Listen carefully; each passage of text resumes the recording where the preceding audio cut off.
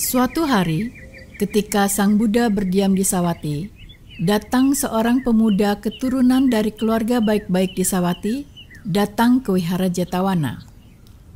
Sewaktu mendengarkan khotbah Sang Buddha, dia menyadari sisi buruk dari kebahagiaan objek indera.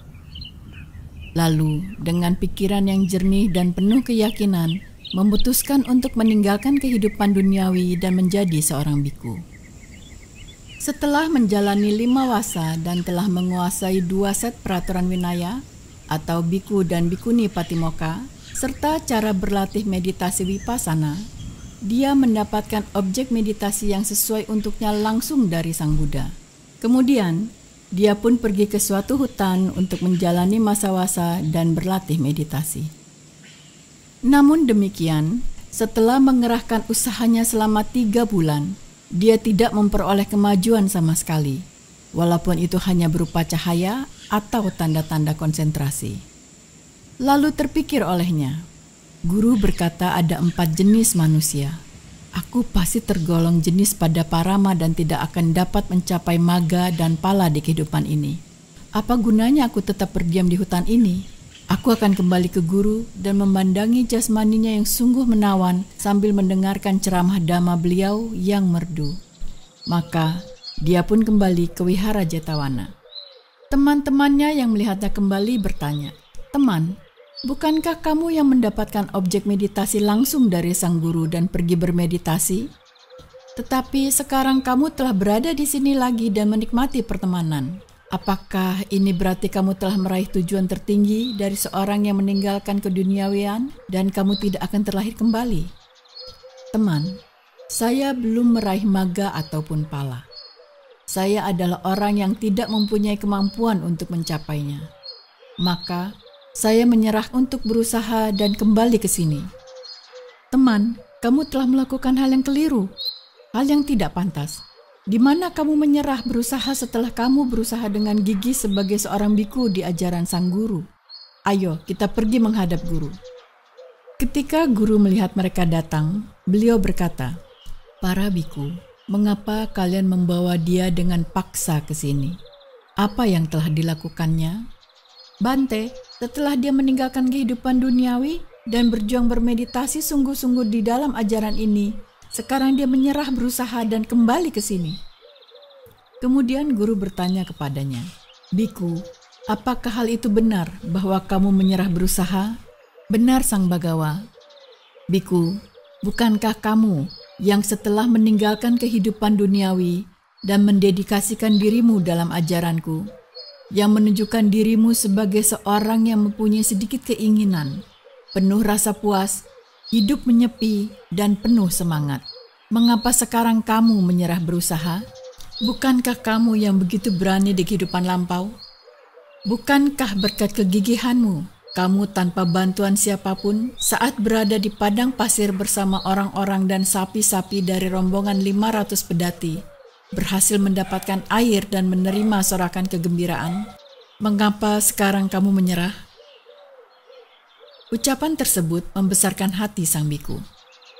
Mendengar pernyataan tersebut, para biku meminta Sang Bagawa untuk menceritakan kisahnya dan berkata, "Bante, saat ini kami mengetahui dengan jelas keputusasaan biku ini. Tetapi kami tidak mengetahui bagaimana berkat kegigihan satu orang ini, para pengikut dan sapi-sapi mendapatkan air di padang pasir dan dibuatnya bersorak. Hal ini hanya diketahui Sang Bagawa yang Maha Tahu. Tolong ceritakan hal itu kepada kami." "Bila demikian para biku, dengarkanlah," kata Sang Bagawa. Dan setelah membangkitkan perhatian mereka, beliau menyampaikan kepada mereka hal yang selama ini tersembunyi karena proses kelahiran kembali. Di masa lampau, ketika Brahmadatta terlahir sebagai seorang raja di kota Benares, kerajaan Kasi, Bodhisatta terlahir di sebuah keluarga seorang pedagang. Setelah dewasa, ia biasa melakukan perjalanan untuk berdagang dengan 500 pedati. Pada suatu kesempatan, dia tiba di sebuah padang pasir yang terbentang sepanjang 60 yojana. Pasirnya demikian halus sehingga saat digenggam dapat melewati sela-sela jari. Segera setelah matahari terbit, Pasirnya menjadi sepanas bara arang yang terbakar dan tidak ada seorang pun yang mampu berjalan melintasinya. Dengan demikian, mereka yang melewatinya biasanya membawa kayu bakar, air, minyak wijen, beras dan sebagainya di pedati mereka dan hanya melakukan perjalanan di malam hari. Saat fajar menjelang, mereka menyusun pedati-pedati mereka dengan membentuk formasi sebuah lingkaran, memasang tenda di bagian atasnya, dan setelah menikmati santapan pagi, mereka biasanya menghabiskan waktu dengan beristirahat di bawah tenda sepanjang hari. Saat matahari terbenam, mereka menikmati makan malam dan segera setelah permukaan pasirnya menjadi dingin, mereka mempersiapkan semua pedati dan kembali melanjutkan perjalanan. Melakukan perjalanan di padang pasir bagaikan berlayar di lautan. Seseorang yang disebut pemandu perjalanan memandu mereka melintasi gurun dengan mengandalkan pengetahuannya tentang posisi bintang. Setelah melintas sejauh 59 yojana, pemimpin rombongan berkata, "Malam ini kita akan keluar dari gurun." Setelah makan, mereka membuang sisa kayu dan air perbekalan. Dan setelah semua persiapan selesai, mereka pun melanjutkan perjalanan. Pemimpin rombongan yang berada di pedati paling depan, setelah melihat posisi bintang, dia berkata, "Dari sini saya akan berbaring." Karena lelah akibat sudah beberapa malam tidak tidur, pemandu jalan tertidur dan tidak menyadari bahwa sapinya berputar dan kembali ke arah semula. Menjelang pagi, dia terbangun dan ketika melihat posisi bintang, dia berteriak, "Berputar, berputar!" Setelah memutar arah dan menata kembali posisi rombongan, para peserta rombongan berteriak, "Mengapa kita berada di dekat tempat kita berkemah kemarin? Semua kayu dan air telah kita buang. Kita akan mati di sini." Kemudian mereka berhenti dan kembali berkemah di sana. Dengan perasaan sedih dan gelisah, mereka berbaring di bawah pedati mereka masing-masing. Bodhisatta berpikir, "Bila saya menyerah, semua akan mati."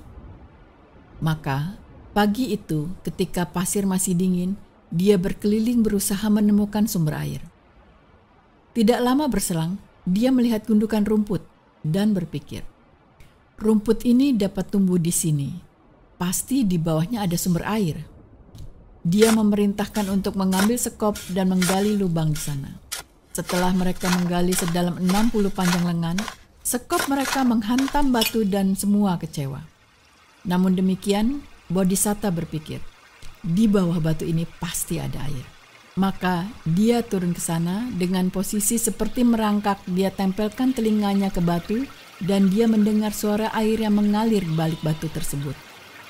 Setelah naik ke atas, dia berkata kepada seorang pelayan, "Anakku, jika kamu menyerah, kita semua akan mati.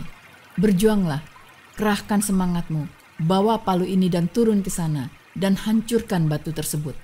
Setelah menerima instruksi tuannya, walaupun yang lain telah menyerah, pelayan itu turun ke sana dan mengerahkan usahanya untuk menghancurkan batu tersebut. Ketika dia berhasil memecahkan batu tersebut, aliran air yang berada di bawahnya menyembur ke atas setinggi pohon palem, dan mereka semua minum dan mandi.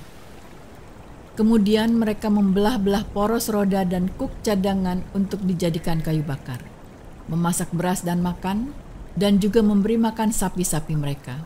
Ketika matahari terbenam, sebelum melanjutkan perjalanan, mereka memasang bendera dekat sumber air tersebut. Setelah sampai tempat tujuan, di sana mereka menjual barang-barang mereka dengan harga 2, 3, atau 4 kali lipat. Setelah mendapatkan keuntungan, mereka kembali ke rumah masing-masing, tinggal di sana sampai seumur hidup, dan ketika mereka meninggal, melanjutkan pengembaraan samsaranya sesuai karmanya masing-masing. Sang Bodhisatta juga, setelah menghabiskan hidupnya dengan melakukan berdana dan kebajikan lainnya, melanjutkan pengembaraan samsaranya sesuai karmanya. Setelah menjelaskan kisah tersebut, Sang Buddha mengucapkan syair berikut ini. Penuh semangat mereka menggali di gurun pasir yang luas sampai mendapatkan air di sana. Demikianlah para bijaksana berjuang dengan penuh semangat, tanpa kenal lelah, hingga hatinya menemukan kedamaian. Para biku, hidup dalam kemalasan adalah hal yang buruk, tidak baik, penuh penderitaan, mengakibatkan kesengsaraan diri sendiri. Para biku, kerahkan semangat dan berdiamlah dalam kebahagiaan dengan menjauhi hal-hal buruk demi mencapai kesejahteraan dirimu. Para biku, raihlah hal terbaik, jangan yang rendah. Maka, dia yang bijaksana, berjuanglah dengan penuh semangat hingga hatinya dapat menemukan kedamaian. Bagaikan para pedagang yang tanpa kenal lelah menggali di gurun pasir hingga mendapatkan air. Oleh karena itu, selagi berada dalam sasana, seorang biku yang bijaksana harus mengerahkan usaha, tidak kenal lelah, hingga hatinya menemukan kedamaian. Begitu juga kamu, biku. Dahulu telah mengerahkan usaha demi mendapatkan air. Mengapa sekarang, ketika berada dalam sasana, kamu menyerah berusaha untuk mendapatkan maga dan pala? Kemudian, Sang Buddha menjelaskan 4 kebenaran mulia, dan di akhir ceramah, sang biku yang menyerah berusaha mencapai tingkat kesucian arahat. Setelah pembabaran Dhamma selesai, Sang Buddha mengaitkan kisah tersebut dengan kehidupan masa lalu mereka dan berkata, pemuda yang saat itu dengan penuh semangat memecahkan batu dan memberi air kepada semua peserta rombongan adalah biku yang menyerah berusaha. Peserta rombongan sisanya adalah para pengikut Buddha dan pemimpin rombongan adalah aku sendiri. Moral cerita Wanupata Jataka. Baik demi kesuksesan duniawi ataupun spiritual, seseorang harus berjuang dengan penuh semangat dan tidak mudah menyerah. Hal ini berlaku di masa lalu, saat ini, ataupun di masa depan. Selain itu, tolong ingat pesan Buddha di Dhammapada syair nomor 112 berikut ini. Daripada dia yang hidup 100 tahun, tetapi malas dan rendah semangatnya, lebih baik kehidupan sehari dari seorang yang memiliki semangat terbangkitkan dan kuat.